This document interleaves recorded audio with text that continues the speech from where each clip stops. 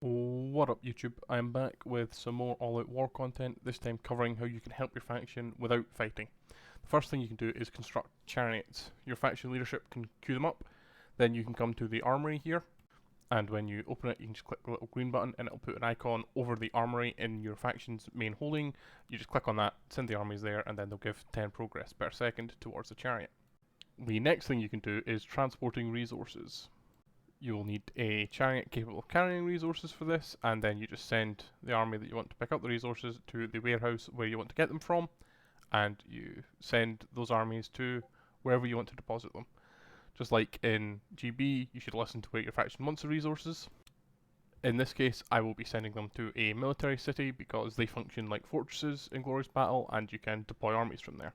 So once you get to their destination, you just go to the warehouse and do the exact same thing. You press X on the keyboard or click the button and it will open up the interface, but rather than dragging resources in, you empty the bar out to deposit them.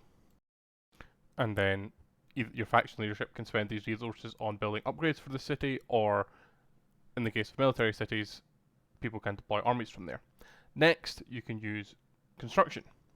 This works just like repairing villages. You just click on the construction target and your army will go in and build the building. To see what construction you have, there's a little arrow in the top left there. Click that and it'll bring this menu up with all of the current buildings. If you click the hammer on any of them, it'll jump to the location of that building. Then you can just tell your troops to go there and start building. Then we have gathering. Again, you will need an army with a chariot that can store the correct resource on it for this, and there are limits on which resources which chariots can carry, so do pay attention to that. And you just leave them there and they'll gather the resources over time, and then you can choose to deposit them at the warehouse wherever you want. Now I will cover some of the rewards that you can get in this event. The first thing here are these personal quests. Each quest you finish gives 100 coins for the first 15 quests you complete in a day. There's only these 4 different categories, but you can complete each one multiple times. The requirements just increase each time. Unlike in Glorious Battle, you're not spending these tokens to buy skills to make you any better, you're just buying rewards for yourself. There are a few nice things in the shop, like the essences to upgrade the star level of your castles, some troop medals, and this is the weapon chest for Kravras' ancient weapon, I believe. The shop is divided into items which refresh their limit daily and items which refresh half monthly. I don't know if half monthly will be the entire length of the event or if it's going to be a month long like the early GBs were. That's not entirely clear, but either way it's still a nice source of some blessing stones. Be able to buy up to 500 a day if you're active enough to finish all the quests. Up next here are some combat rewards.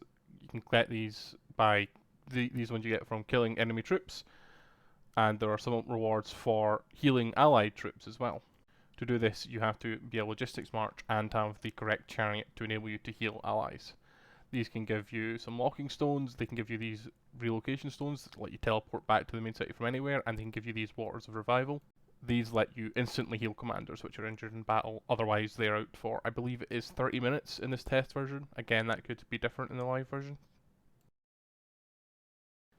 Up next there are world progression rewards. These are just like in Glorious Battle. You've got a various target you have to complete before a timer runs out, and if you do, you will get the listed rewards. Now, nothing is mechanically locked behind world progression like it is in Glorious Battle. I don't know if that will be the case in live. We logged on this morning and the entire map was available. I'm not sure if that will be the case once it actually goes live or not. There are also these faction targets. I don't know if these are going to unlock the next one as you complete them, so rather than being locked behind time, it's just complete one and you get the next one. We only have the requirements for the first one, so I don't know if that's how it works or not, because we haven't gathered anywhere near enough grain to find out. And then finally there are the overall ranking rewards, both for your faction and for individual eliminations. Note that the marching animation there looks a lot like the rebel killing one.